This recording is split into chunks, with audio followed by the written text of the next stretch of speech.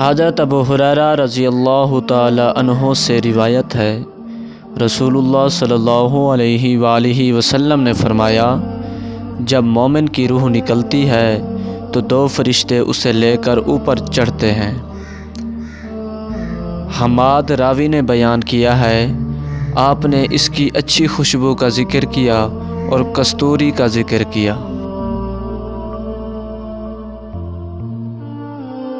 فرمایا، آسمان والے کہتے ہیں، زمین کی طرف سے ایک پاکیزہ روح آئی ہے، اللہ تجھ پر اور اس جسد پر رحمتیں نازل فرمائے جس میں تو آباد تھی۔ اسے اس کے رب کی طرف لے جایا جاتا ہے، پھر وہ فرماتا ہے، اسے آخری اجل قیامت تک اس کے مقام پر لے چلو۔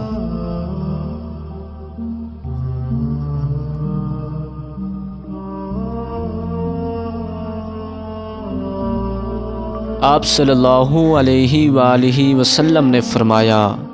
جب کافر شخص کی روح نکلتی ہے، حماد راوی بیان کرتے ہیں، آپ نے اس کی بدبو اور لعنت کا ذکر کیا تو آسمان والے کہتے ہیں، زمین کی طرف سے ایک خبیث روح آئی ہے، تو اس کے متعلق بھی کہا جاتا ہے کہ اسے اس کی آخری اجل تک لے چلو۔